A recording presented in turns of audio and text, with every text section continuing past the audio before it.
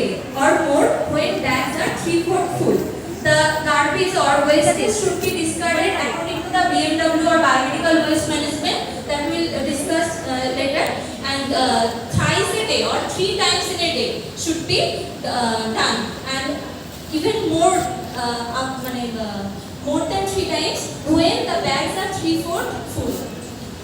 Next is the health risk related to biomedical waste. If we not maintain proper biomedical waste management, then these health related risks should be occur. These are the AIDS, hepatitis B and C, gastroenteritis infections, bloodstream infection, skin infection, effects of radioactive substances and intoxication, and many more. So these are the health risks related to the improper biomedical waste management. Then next is the categories of biomedical waste and segregation chart. We all know this chart very well as we practice in clinical area. So there are 4 color code bins. Please one stand up and say what are the 4 color code in this chart.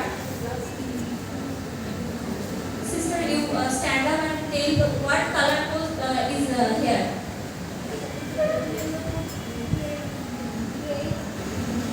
Grey, no? It's white. There is 4 color code bin, that is yellow bin, red bin, white puncture proof or PPC container, and the blue bin. In the yellow bin, the body parts, placenta, human tissues, specimens, blood bag, fetus, pads, bandages, linen and beddings, dressings, solid plaster cast, expired medications, and cytotoxic drugs should be discarded in yellow bin. Understand? In the red bin, all the infected plastic materials should be discarded in red bin.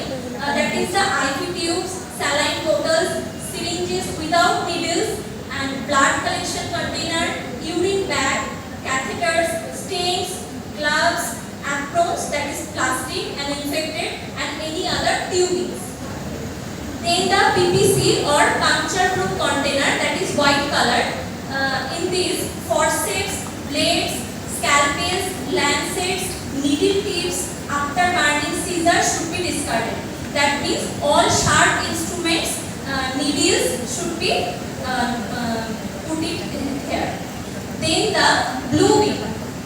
In the blue bin, broken or discarded contaminated glass, including medicine vials and ampoules, except those contaminated with cytotoxic wastes. I already told that the cytotoxic medicine should be discarded in which bin?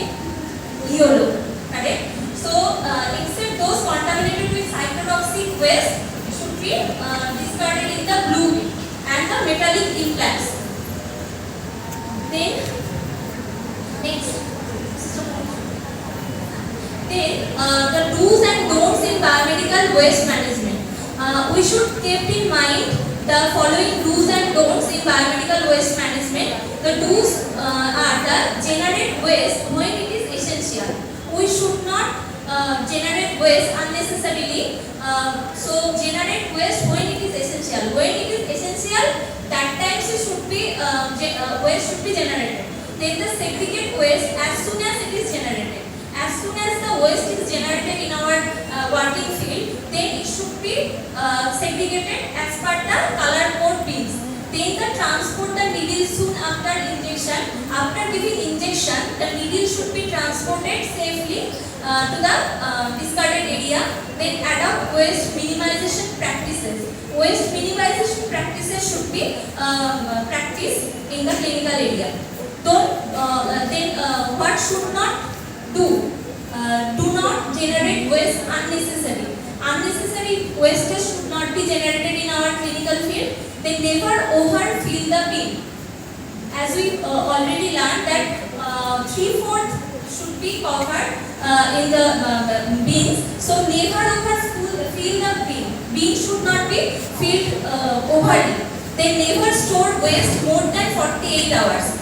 3 times in a day the bins should be discarded. So more than 48 hours the wastage should not be stored. Then the avoid spillage or waste during transportation. During transportation to the waste in the final disposal area, avoid spillage that could transmit the infection more. Then avoid transportation of waste through crowded. When we transport the wastes, crowded area should be avoided. Next, then the role of nurse in biomedical waste management. The rules are training of new nurses. As new nurses will not aware about the biomedical waste management, so training of new nurses should be done. Then keep inventory of materials such as bags, bins, container and protective aids. The inventory should be all time full with bags, bins, container and protective aids. And then waste bags must be tightly closed or sealed. Waste bags before transportation should always be tightly closed or sealed. Then ensure that injections after use never be recapped. The needles must be burnt and cut and put in white PVC container. Ensure that after giving the injections, we should not recap the needle. Then the needle should be burned immediately after giving injection and then cut and then put into PVC container. Then recording of the generation and disposal of the waste to be maintained. Then what type of waste is generated in our ward should be recorded, and ward name, time, date should be recorded properly. This is all about the biomedical waste management. The next part will be discussed. The next one